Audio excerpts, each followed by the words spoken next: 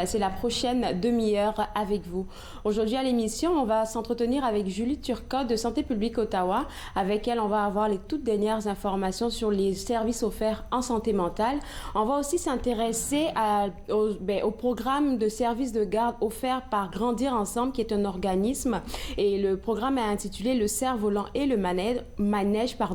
On aura plus de détails à ce sujet. Et dans notre chronique hebdomadaire Achetons local, j'aimerais vous parler aujourd'hui du restaurant Bobby's Table qui est situé au 255 chemin Montréal dans le coin de Marié aussi, et c'est juste à côté de Théâtre Action pour ceux qui aimeraient avoir quelque chose pour pouvoir avoir quelque chose, en tout cas un coin où se référer. Donc c'est tout proche de Théâtre Action, et ce restaurant là, c'est un restaurant familial qui offre un menu très très très varié et qui a pour spécialité des sandwichs à la viande fumée.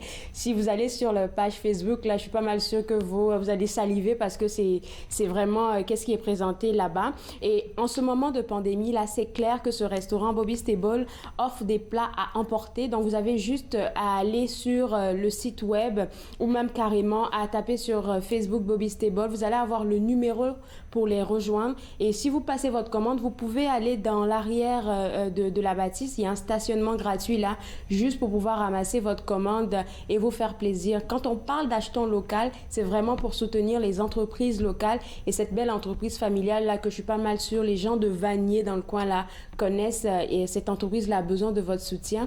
Et pour parler toujours de ce restaurant là, Bobby's Table, j'aimerais mentionner que Bobby's Table est un des endroits où les participants au prochain déjeuner des flocons de neige, c'est-à-dire la 15e édition, c'est un coin où vous pourrez vous procurer leur boîte déjeuner. Et si vous savez pas qu'est-ce que c'est que la boîte déjeuner, je vous dirais que c'est la nouvelle formule que s'est donné le déjeuner des flocons de neige par rapport à qu'est-ce qui se passe à la pandémie. Donc, ils ont dû se réinventer, et l'achat de billets de boîte déjeuner que vous voyez même à l'écran est en collaboration avec les commerces locaux. Donc, vous pouvez acheter une boîte déjeuner continentale remplie de surprises culinaires mettant en vedette des commerçants de votre quartier. Donc, de notre quartier, on parle du quartier de Vanier. Vous pourrez venir chercher votre boîte déjeuner le vendredi 4 décembre au service au volant du centre Pauline Charon, situé au 164 rue Jeanne Mance, de 7h à 10h. Et pour les commandes de groupe, donc des plus de 10 boîtes, si vous avez besoin de faire des grosses commandes, ce sont les bénévoles de TV Rogers qui feront la livraison en personne. Donc la date limite pour faire l'achat des boîtes, c'est le 1er décembre. Donc si vous pensez à participer au déjeuner de flocons, je vous inviterai vivement à commencer à penser à qui pourrait faire comme un groupe avec vous pour prendre plus de boîtes. Ça sera un moyen de soutenir la banque alimentaire du centre social communautaire Vanier. Et comme je l'ai mentionné tout à l'heure, il y a plein d'autres restaurants qui se sont joints à cette 15e édition là du déjeuner des flocons de neige. Et si vous y pensez, vous voulez plus d'informations, je vous inviterai à visiter le www.déjeunerdesflocons.com, ou si vous voulez parler à quelqu'un pour savoir comment ça va se dérouler et tout, je vous inviterai à appeler au centre Pauline Charon Carman. Il y a quelqu'un qui sera là pour répondre à votre appel. Et le numéro du centre Pauline Charon est le 613-741-0562. 613-741-0562. Si vous avez envie de parler à quelqu'un pour savoir comment va s'organiser la 15e édition des déjeuners des flocons de neige. J'ai dit qu'aujourd'hui, on allait parler de beaucoup d'affaires, et tout de suite, je vais m'entretenir avec Madame Céline Thibault, qui est gestionnaire du programme Le cerf-volant et le manège, qui est un programme de service de garde offert par l'organisme Grandir Ensemble. Et on aimerait bien savoir, le cerf-volant et le manège, c'est quoi comme programme?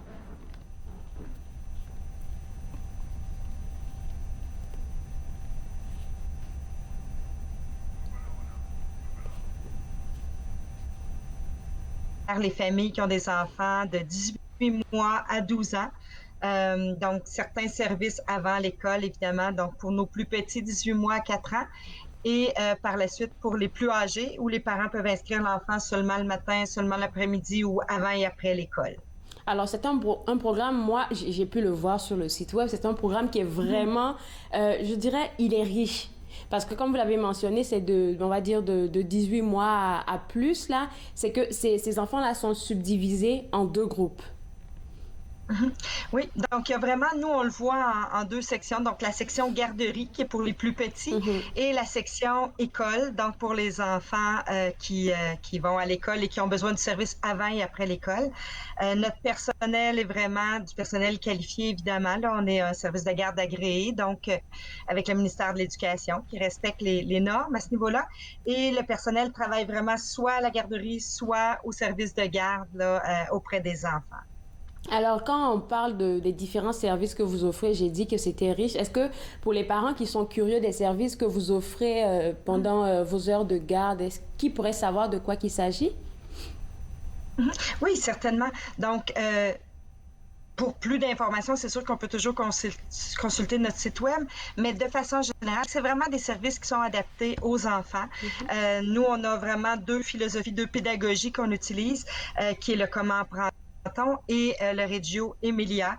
Donc, un peu les deux philosophies, je vous dirais que c'est vraiment des programmes où on est rendu l'enfant, puis on essaie de l'accompagner en lien avec ses forces, ses défis, nos observations qu'on fait des enfants, ses intérêts, pour justement amener l'enfant de plus en demi et vers qui puissent explorer différentes choses. Donc, souvent, les enfants partent avec leur propre intérêt, mais d'essayer de leur en faire découvrir des nouveaux, c'est toujours intéressant aussi. J'aime bien même que vous mentionnez cet aspect-là parce que c'est à ça que j'allais en venir. Quand j'ai vu ça sur le site web, Mhm. j'étais comme, oh wow, c'est bon. Parce que l'enfant, il apprend très vite. Et je pense que dans le programme de 18 mois à 4 ans, vous les aidez à se connaître eux-mêmes et tout. Mais ce que j'aime beaucoup plus pour ceux de 4 à 12 ans, là, on parle de découverte de soi et de vraiment chercher la créativité du jeune. Ça, c'est un soutien que même les enseignants vont saluer. Mhm.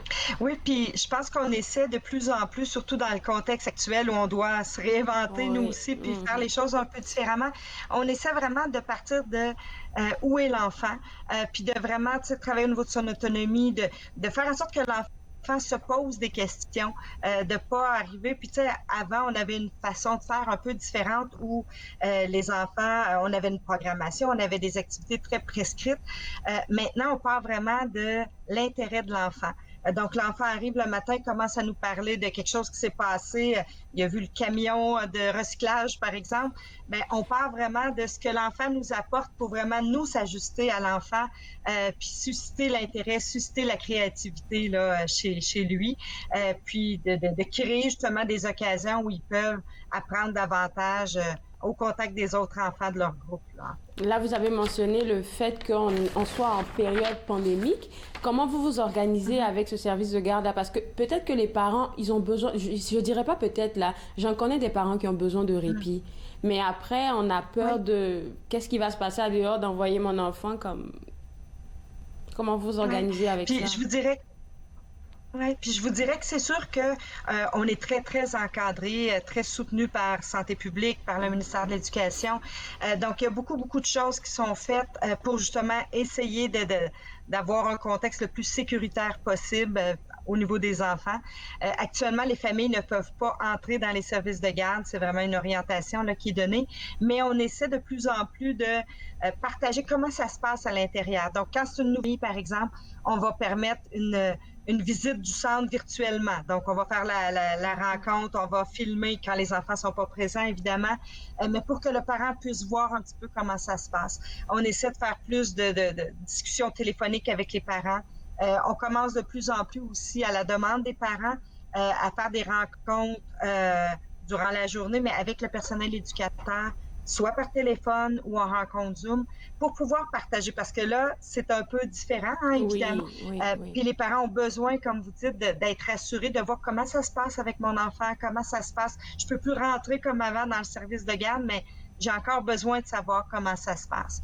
Donc, on essaie vraiment d'adapter à ce niveau-là, puis de faire en sorte que le parent, sans venir à l'intérieur, reçoit quand même l'information qui est tellement importante en ce moment là, au niveau de ce qui se passe pour leur enfant. Je pense que c'est de ça qu'ils ont besoin, surtout pour une maman qui dépose son bébé de 18 mois. C'est comme, non, j'ai vraiment envie de savoir comment il se sent, est-ce qu'il pleure et tout. Donc, c'est toutes ces petites informations-là qui permettent de garder une connexion et puis une confiance envers vous autres qui gardez les enfants.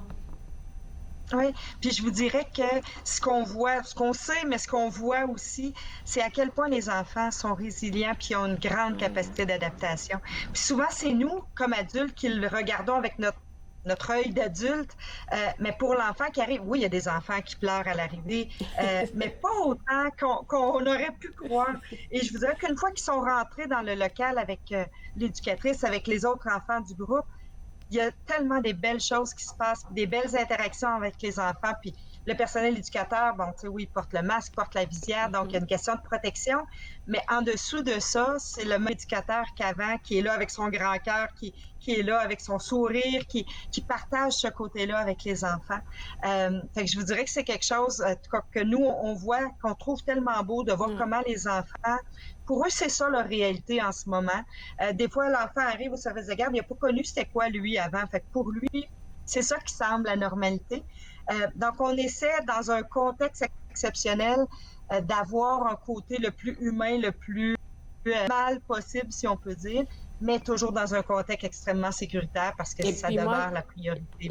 J'ai appris à détecter les petits tannants, là. Souvent, ils font juste des caprices parce que dès que maman ou papa a le dos tourné, ben, ils retrouvent les amis, ils oublient qu'ils ont pleuré comme il y a 2 minutes, là. Donc, souvent, il ne faudrait pas que les parents soient super inquiets. Oui, puis souvent, ce qu'on fait, on va offrir à un parent, tu sais, si le matin c'était difficile ou c'est un enfant qui commence puis que là, le parent est peut-être plus inquiet, souvent, on va offrir aux parents, ben, on va t'appeler tantôt. Ou, tu sais, le parent nous dit, je sens que ça va être vraiment difficile, on va prendre une photo dans la journée où on voit l'enfant rire, on le voit s'amuser, puis on l'envoie aux parents juste pour lui dire, regarde, ça va bien, là, puis votre enfant est heureux, parce que c'est ça qui est important pour un parent, de sentir que notre enfant est bien, est heureux et en sécurité. Et puis, ce service de garde, je me rends compte c'est un gros combo parce qu'il y a le beau contenu riche qui est offert aux jeunes enfants, mais aussi un soutien quelque part aux parents parce que si vous parlez de soutien c'est un soutien mental dans le fond, de rassurer les parents, c'est aussi ça en fait. Oui, certainement. Puis, on essaie de plus en plus de développer aussi des ressources pour les familles. Donc, sur notre site web aussi, on a des infolettes qu'on fait à peu près une fois par mois maintenant. Avant, c'était plus régulier, mais maintenant, c'est à peu près une fois par mois. Et il y a plein de ressources, des idées d'activités qu'ils peuvent faire avec les enfants. Là, on est en train de préparer notre infolette pour la période des fêtes. C'est quoi les activités qu'on peut faire avec nos enfants? On le sait qu'on n'aura pas des gros rassemblements familiaux à Noël. Donc, qu'est-ce qu'on peut faire de différent? Donc, plusieurs activités, puis on essaie aussi d'avoir un volet bien-être, prendre soin de soi. Autant comme parent, si on veut que notre enfant soit bien, il faut prendre soin de soi comme adulte au départ pour bien prendre soin de nos enfants. Donc, c'est un volet qu'on essaie vraiment aussi. On a une conseillère pédagogique qui travaille avec nous pour les services de garde, mais qui travaille aussi justement à développer des ressources pour les familles. Donc, vraiment intéressant, je pense, comme soutien qu'on essaie d'offrir. Maintenant qu'on a rassuré les parents, là, on va vraiment définir maintenant, c'est quoi les différents sites que vous utilisez pour les gardes des enfants et aussi les horaires, surtout en ce moment de pandémie?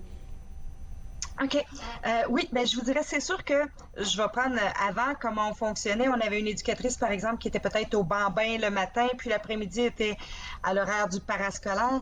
Maintenant, ça, c'est vraiment différent. Donc, les éducateurs sont vraiment par section, donc la zone garderie, la zone scolaire. Donc, il y a une modification. Pour les parents, dans le fond, nous, c'est des services de garde réguliers, donc pleine journée. On est en développement parce qu'on est en train d'essayer de redémarrer une halte garderie qu'on avait avant, qui va éventuellement redémarrer, mais à la Maison de la francophonie. Et ce volet-là était vraiment plus d'avoir des demi-journées. Donc, un parent qui n'a peut-être pas besoin du service de garde toute la journée, mais qui aurait besoin un bloc, un matin semaine, 2 matins ou de façon très occasionnelle. Présentement, à cause de tout ce qui se passe avec la pandémie, on a mis un petit peu ça de côté parce que il y a une stabilité qui est requise actuellement, qui fait que c'est plus difficile d'avoir ce programme-là. Mais c'est vraiment un programme là, qui est en train de se faire développer, qui va ouvrir là, prochainement. Là. Donc, les horaires sont toujours les mêmes, donc du lundi au vendredi, de 7h à 18h, pour ceux qui sont intéressés pour le programme Cerf-Volant. OK.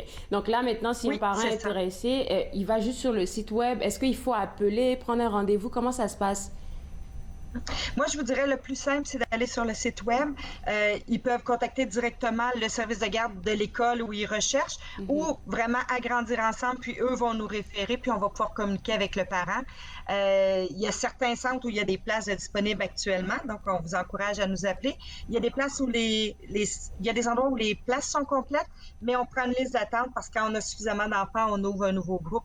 Donc, n'hésitez pas à nous contacter, là, puis on va être vraiment heureux de pouvoir vous acheminer vers la bonne personne à ce moment-là. Merci beaucoup, Madame Thibault, et je vous souhaite une bonne journée. Merci beaucoup à vous aussi. Bonne journée. Alors pour vous autres à la maison, parents, si vous êtes intéressés à profiter du programme Le Cerf-Volant et le Manège offert par l'organisme Grandir Ensemble, ça sera au www.grandirensemble.ca. C'est leur site web, vous pouvez avoir plus d'informations et pourquoi pas rentrer en contact avec eux. Maintenant, on va aller à cette petite vidéo que je vous demande de visionner pour soutenir nos entreprises locales.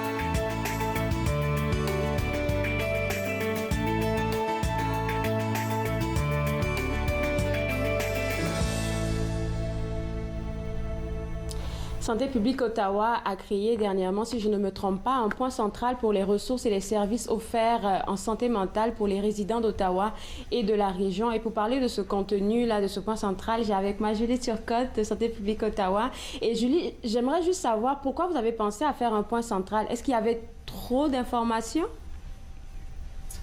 Bien, c'est une très bonne question. Dès le début de la COVID, au mois de mars, on a identifié un besoin au niveau de nos communications pour vraiment avoir un aspect central pour nos communications envers la COVID-19. Alors, on a mis sur point notre site COVID-19 ou coronavirus et c'était vraiment, et c'est encore un site qui a constamment les informations les plus nouvelles. Par contre, ça parle vraiment du virus, de la réponse communautaire, du testing, des symptômes. Par contre, il y avait quelque chose de très, très important avec la COVID-19 et ça, c'était la santé mentale. Oui.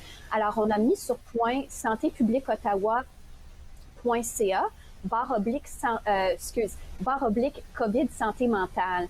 Alors, ce qu'on a fait, c'est qu'on a développé une page spécifiquement pour avoir toutes nos ressources, toutes nos astuces, tous nos partenariats dans une place qui est accessible et que c'est facile à accéder en anglais et en français pour justement les résidents d'Ottawa.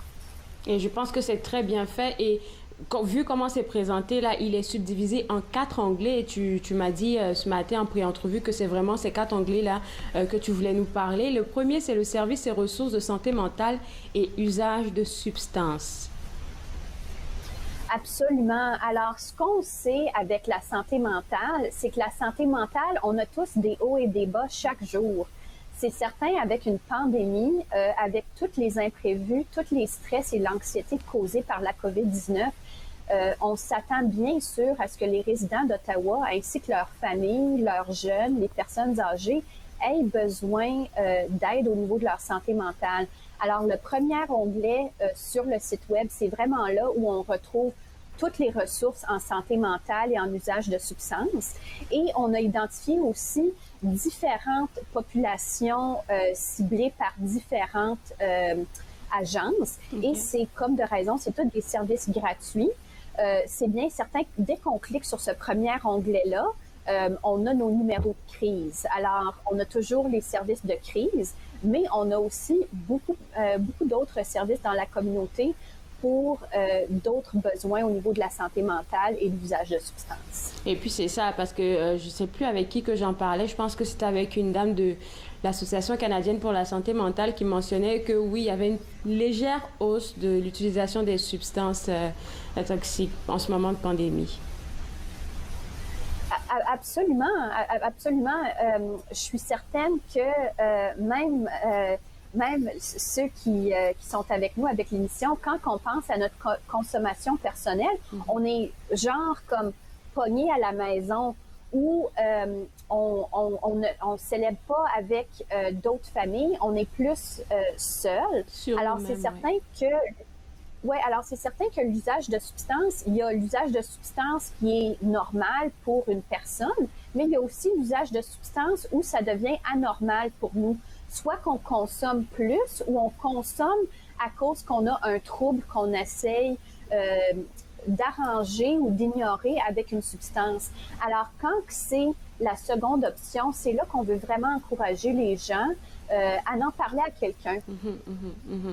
Et dans cet onglet-là, dans ce premier onglet qu'on est en train de discuter, il y a aussi je vais dire, un sous-thème qui est le Counseling on Connect, qui est vraiment pour les personnes qui travaillent, pour les travailleurs. Oui, je suis contente que tu abordes ce service-là. Alors, c'est un service qui s'appelle Counseling on Connect. C'est disponible au counselingconnect.org et on peut sélectionner la langue francophone. Ça, c'est un partenariat avec 13 agences de la communauté d'Ottawa. Et ce qui est très, très excitant, c'est avec ce service-là, tu peux avoir un rendez-vous de counseling soit par téléphone ou par vidéoconférence comme on fait présentement, soit le jour même ou le lendemain, et c'est un rendez-vous gratuit. Alors, en tant qu'infirmière en santé mentale, moi, ce que je dis toujours aux gens, c'est que dès que notre santé mentale nuit à nos activités quotidiennes, incluant notre sommeil, incluant quand on est tracassé dans notre tête à la journée longue, embarquez sur vos téléphones intelligents, embarquez sur votre laptop, et aller voir counselingconnect.org et essayer d'avoir un rendez-vous d'une manière urgente, dans le sens que on n'attend pas des jours et des mois à ce que nos anxiétés, nos stress deviennent tellement un grand fardeau qu'on se sent en crise. Si on veut en parler de nos stress n'importe quand à quelqu'un. Ouais, et puis je me rappelle de quelqu'un avec qui on discutait une fois qui disait qu'il fallait souvent réduire le problème. Là, et je pense que Counseling on Connect est bien pensé pour ça. Le deuxième onglet de ce point central, là, c'est les ressources multilingues en matière de santé mentale. Et moi, j'adore ce point-là. Oui, absolument, absolument. Ce qu'on sait, c'est qu'à Ottawa, on a énormément de communautés diversifiées. Et vraiment, au niveau de santé mentale, c'est certain que la langue, la culture, la religion, le pays natif de quelqu'un, ainsi que énormément d'autres facteurs, contribuent non seulement à notre santé mentale, mais à notre compréhension de la santé mentale, ainsi à la manière dont on se sent confortable à aborder le sujet. Exactement. Alors vraiment, avec cet onglet-là, ce qu'on a essayé de faire, c'est qu'on a essayé de donner le plus de services possible, de pointer les résidents d'Ottawa envers un service qui est plus aiguillé envers eux, envers leur langue, leur culture, et en espérant que ça l'aide à réduire les tabous, que ça l'aide à réduire les barrières qui existent, qui font en sorte que des fois, les gens n'ont pas l'aide dont ils ont besoin. Ah, tu l'as bien mentionné, là, c'est pour ça que je dis que j'aime bien ce deuxième onglet, là, quand tu parles de tabou, dans certaines cultures, parler de santé mentale, ça se fait pas du tout. Donc, avec les outils qui se trouvent dans cet onglet-là, on peut comprendre, en fait, que la santé mentale n'est pas une maladie mentale. Et la distinction est tellement bien faite que je pense que c'est un bijou que, en tout cas, toute la communauté multiculturelle devrait, comme, s'intéresser à ça. Le troisième point, il est intitulé « Protection de votre santé mentale ». Là, il se trouve quoi dans cet onglet-là? Oui, alors ça, cet onglet-là, c'est vraiment intéressant. Quand on dit protéger sa santé mentale, j'aime ça dire que c'est protéger notre santé mentale, mais ainsi que celle de notre famille. Alors, possiblement mon père qui est âgé ou possiblement mes enfants qui sont jeunes. Alors, sous cet onglet-là, ce qu'on trouve, c'est vraiment des informations incluant des informations sur la résilience, vraiment la promotion de la santé mentale. C'est une campagne qui a été faite en partenariat avec le Royal à Ottawa. Alors, on est très choyés à Ottawa d'avoir un agence hospitalier spécifiquement pour la santé mentale. Alors, vraiment des bonnes informations basées sur la science, sur les informations cliniques. Et c'est comment est-ce qu'on peut protéger notre santé mentale.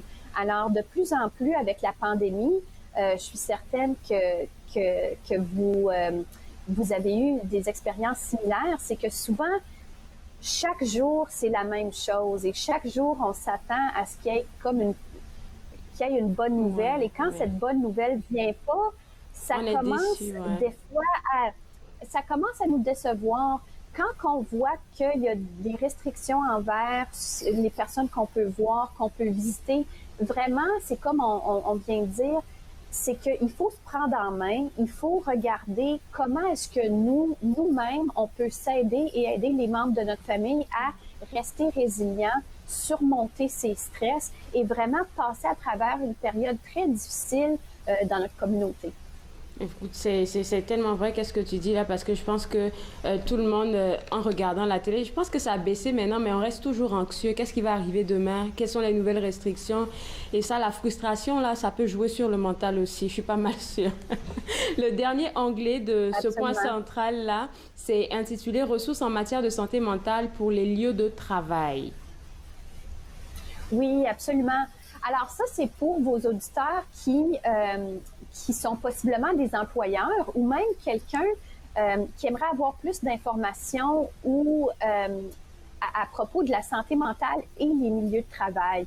Alors, il existe énormément d'outils qu'on a mis au point sous cet onglet-là qui aident à informer les employeurs au niveau de comment est-ce qu'on peut promouvoir la santé mentale avec nos employés, ainsi qu'il existe des outils aussi pour des employés qui peuvent possiblement vouloir encourager leur employeur à mettre au point certains messages de résilience, de promotion de la santé mentale, ou certaines personnes qui veulent juste être capables de partager les ressources de santé mentale disponibles aux employeurs et aux employés à Ottawa.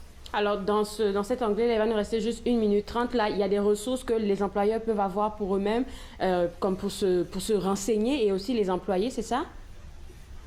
Absolument. Et c'est surtout des messages clés. Alors, la promotion de la santé mentale pour les lieux de travail, comment ça se fait?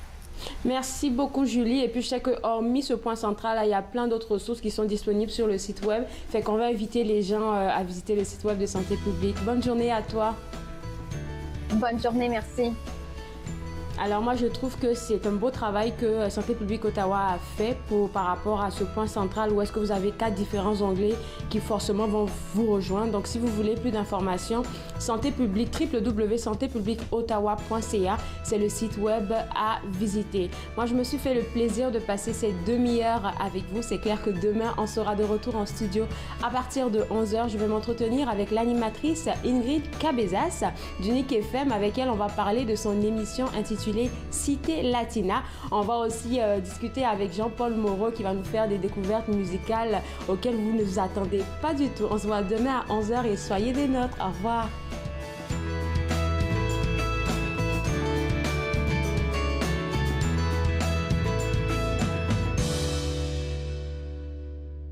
Faites-nous part de vos commentaires en composant le 613-521-2323 par courriel sur Facebook et Twitter.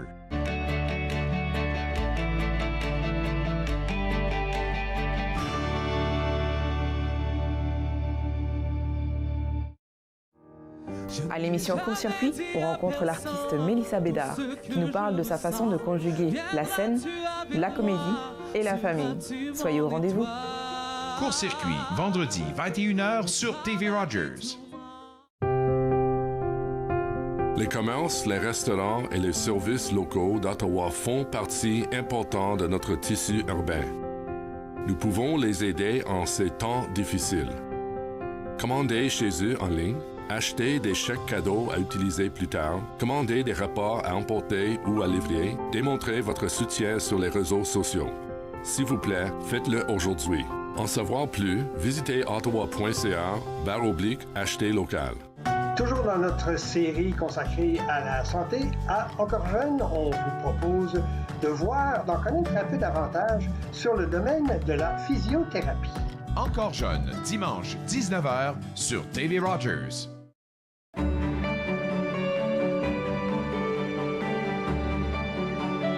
Vous regardez TV Rogers, Ottawa.